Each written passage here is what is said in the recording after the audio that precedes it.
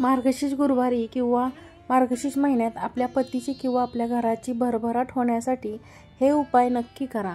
आपल्या पतीची व घराची प्रगती होण्यासाठी, त्यांना नोकरीत बढती मिळवण्यासाठी, त्यांचे भाग्य जर त्यांना साथ देत असेल तर नशिबाची साथ मिळत नसेल, मार्गशीर्ष महिन्यात ही 5 कामे अवश्य करा.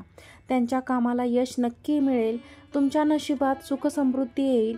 तुमच्या घरात लक्ष्मी सदैव नांदेल. तुमच्या परिवारात तरी कोणतेही संकट येणार नाही. वास्तुशास्त्रानुसार हे उपाय केल्याने आपल्या घरात लक्ष्मी स्थिर राहते.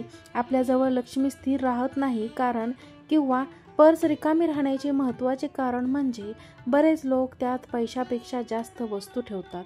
पर्स म्हणजे पैसे ठेवण्याची वस्तू, त्यामुळे त्यात अनावश्यक कागदपत्रे किंवा इतर गोष्टी ठेवणे टाळावे. जसे पावती, बिले अशा वस्तू पाकिटामध्ये ठेवू नये.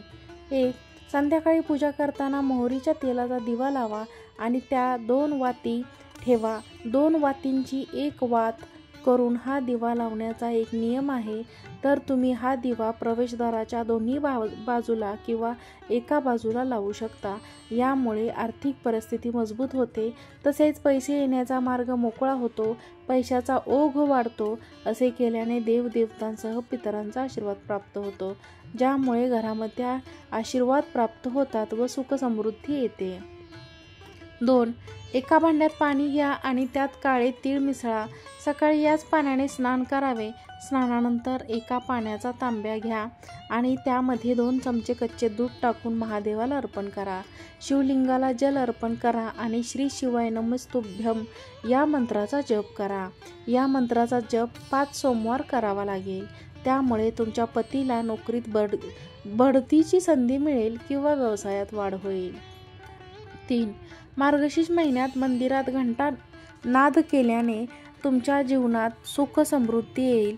करिअरमध्ये येणारे सर्व अडथळे दूर होतील. त्याचबरोबर मंदिरात बसमध्ये देखील दान करावे. बांबूच्या पात्रात भस्मदान केल्याने जीवनात अपार यश मिळते. 4. मार्गशीर्ष महिन्यात पती पत्नीने एकमेकांशी भांडण करू नये हे लक्षात ठेवा. संध्याकाळी लक्ष्मीनारायणासमोर दिवा लावा आणि त्यात हिरवी वेलची घाला. यामुळे तुमच्या घरात सुखसमृद्धीसोबत धन आणि धान्यही भरपूर होईल. 5. मार्गशीर्ष महिन्यात हा उपाय करताना फक्त तुम्हाला एका पूजेची सुपारी लागणार आहे. तुम्ही कोणत्याही दुकानातून नवीन सुपारी खरेदी करून आणावी. घरी असलेली पूजेत वापरलेली सुपारी अजिबात वापरू नये. ती सुपारी आणल्यानंतर कोणत्याही दिवशी, कोणत्याही वारी, सकाळी किंवा संध्याकाळी ही सुपारी तुमच्या देवघरात ठेवावी.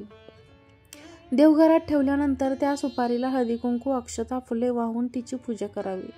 अगरबत्ती, दिवा ओवाळून घ्यावा. त्यानंतर सुपारीच्या समोर बघत तुम्हाला एक मंत्र म्हणायचा आहे. तो मंत्र आहे ओम नमो भगवते वासुदेवाय नमः.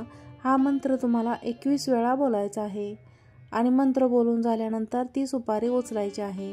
त्यानंतर एखादा सफेद रंगाच्या कपड्यामध्ये ती सुपारी बांधायची आहे. ती सुपारी बांधून झाल्यानंतर तुमच्या घराच्या मुख्य दरवाजापाशी लावायची आहे. तुमच्या डाव्या किंवा उजव्या बाजूला ती बांधायची आहे. पण ती सुपारी घराच्या आतून, बाहेरून नाही, आतून बांधायची आहे, म्हणजे बाहेर कोणाला दिसणार नाही. आतून तुम्ही एकदा खिळा लावून ती सुपारी बांधावी. त्यामुळे घरातल्या प्रत्येक सदस्याची प्रगती होती आणि स्थिती बळकट होती. घरात सुखसमृद्धी नांदते व हा उपाय महिलांनी अवश्य करावा. 6. मार्गशीर्ष महिन्यात घरात नवग्रह शांती करा. जीवनात सुख आणि प्रगतीसाठी नवग्रह शांती करा. यांनी तुमच्या कुंडलीतले सगळे ग्रह शुभ होतील. मग त्यांचा शुभ परिणाम तुम्हाला नक्कीच मिळतील. मार्गशीर्ष महिन्यात मोती शंख घरी आणावा. हा शंख गुरुवारी किंवा शुक्रवारी घरी आणणे अधिक फायदेशीर ठरेल. गुरुवार हा दिवस भगवान विष्णूला आणि शुक्रवार हा दिवस देवी लक्ष्मीला समर्पित आहे. मोती शंख घरी आणल्यानंतर त्याला दूध आणि गंगाजलमध्ये ठेवा. त्यानंतर आरती करून श्री विष्णू आणि लक्ष्मीचे ध्यान करा.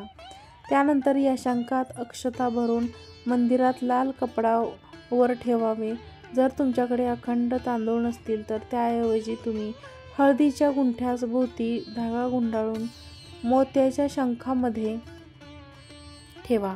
नंतर हा शंख मंदिरात स्थापित करा. यामुळे घराची आर्थिक स्थिती सुधारेल. जर तुम्ही अतिरिक्त कर्जात अडकलेला असाल किंवा घरात सतत आर्थिक संकटे येत असतील, गरिबीचा सामना सतत करावा लागत असेल, तर या सर्व गोष्टींमधून तुमची सुटका होईल. हळूहळू तुमच्या संपत्तीत वाढ होईल, तसेच तुम्हाला आर्थिक लाभ होण्याची शक्यता अधिक आहे. 8. मार्गशीर्ष पिवळ्या रंगाच्या वस्तू दान करा. नोकरी व्यवसायात अडचणी दूर करण्यासाठी गुरुवारी एखाद्या मंदिरात जाऊन पिवळ्या वस्तू दान कराव्या. उदाहरणार्थ खाद्यपदार्थ, फळे, वस्तू, पितळाच्या वस्तू दान कराव्यात. 9. मार्गशीर्ष महिन्यात तुम्हाला घरी कोणतीही सवाष्ण स्त्री कधीही आली तरी तिला रिकाम्या हाताने कधीही पाठवू नका. तिचा मानपान करा, तिला चहा पाणी विचारा, आनंदपूर्वक तिचे समाधान करा. 10. मार्गशीर्ष महिन्यात माँ अन्नपूर्णा देवीला संपत्ती, आरोग्य, पोषण आणि अन्न देते. मार्गशीर्ष महिन्यात या शुभ दिवशी लोक करत असलेले दुसरे आवश्यक कार्य म्हणजे त्यांच्या गॅस शेगडीला प्रार्थना करणे, ज्यावर आपण अन्नपूर्णा देवीकडून आशीर्वाद मिळवण्यासाठी दररोज अन्न शिजवतो.